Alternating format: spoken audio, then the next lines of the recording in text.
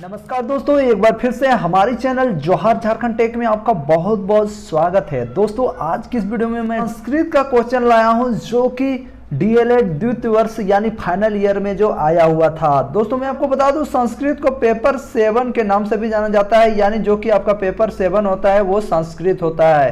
तो दोस्तों इस वीडियो में आपको पूरा डिटेल बताने वाला हूं कि कितने क्वेश्चन आए थे, कौन कौन से क्वेश्चन थे, कितने मार्क्स का होता है और कितने घंटे का एग्जाम होता है। तो दोस्तों अगर आप हमारे चैनल में नए हो तो इस चैनल को जरूर सब्सक्राइब करें। देखिए दोस्तों मैं आपको बता दूं, एग्जाम जो होता है वो 3 घंटे का होता है, फुल मार्क होता है 60 का।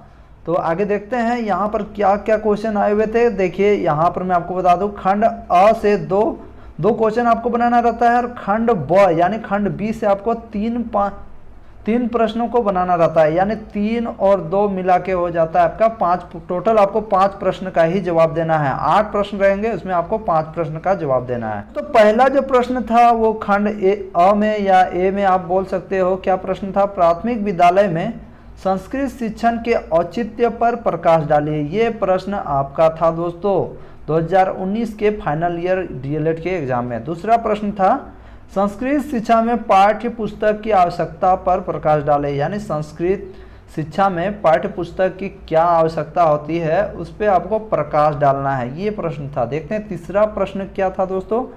तीसरा प्रश्न था, संस्कृत शिक्षण में कथा कथन विधि की उपयोगिता का वर्णन करें। जब आप संस्कृत का पढ़ाई करोगे तो उसमें आपको बहुत प्रकार की विधियां मिलेंगी, तो उसी में से एक विधि है कथा कथन विधि, तो उसके उपयोगिता का वर्णन करना है। ये तीसरा क्वेश्चन था दोस्तों। और खंड में जाते हैं यानी खंड बी में जाते हैं। इसमें आपको 3 प्रश्न बनाने रहते हैं। तो पहला प्रश्न है खंड बी का, कक्षा 7 के पाठ्य पुस्तक से किसी कहानी को अपने शब्दों में लिखकर उससे मिलने वाली शिक्षा को अपने बच्चों के जीवन में क्या प्रभाव पड़ेगा इसको स्पष्ट करें। यानी कक्षा 7 का पाठ्य पुस्तक से किसी एक कहानी को अपने से लिखना है, हिंदी में लिखना है, साथ ही साथ उसका बच्चों के जीवन पर क्या प्रभाव पड़ेगा उसको भी लिखना है। मैं आपको बता दूं, आप कक्षा 1 to 7 के किसी भी एक कहानी को जरूर याद कर लीजिएगा। संस्कृत से हमेशा इस प्रकार का क्वेश्चन आता है और दोस्तों इसमें आप नंबर भी ज़्यादा उठा सकते हो। 5वां प्रश्न जो था दोस्तों, निम्नलिखित विच्छेदों का संधि करें, यानी जो विच्छेद है इसको संधि करना है। कवि जोड़ इंद्र क्या होगा, कह जोड़ चित्त क्या होगा, उसके बाद नीचे जाते हैं सत्य जोड़ चरित्र क्या होगा, वसुधा जोड़ एव क्या होगा, महाजोड़ ऋषि क्या होगा, प्रधान जोड़ आचार्य क्या होगा। बहुत इजी क्वेश्चन आते हैं दोस्तों। मैं आपको एक बार बता दूं, कवि जोड़ इंद्र क्या होगा, यहाँ पर कविंद्र हो जाएगा।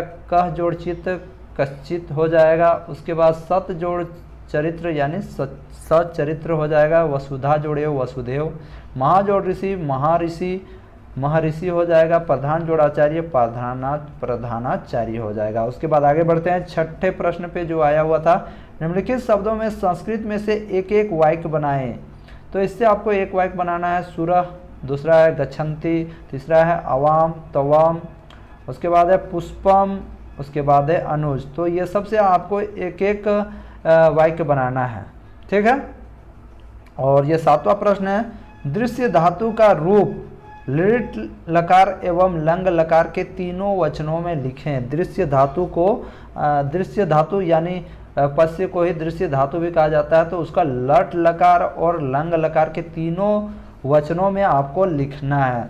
तो ये थे आपके टोटल 7 क्वेश्चन। और एक क्वेश्चन इसमें था, निम्नलिखित वाक्यों को संस्कृत में अनुवाद करें। आपका अनुवाद करने भी आता है। देखिए हम लोग घर जाएंगे, पहला है पत्ते गिरते हैं, सीता दौड़ती है, वह खाता है, तुम सब खेलते हो, या मैं गया था, एक प्रश्न था। तो दोस्तों ये थे आपके संस्कृत में आए हुए प्रश्न। आपको अगर इसका PDF चाहिए तो आप हमारे JTET 2020 जो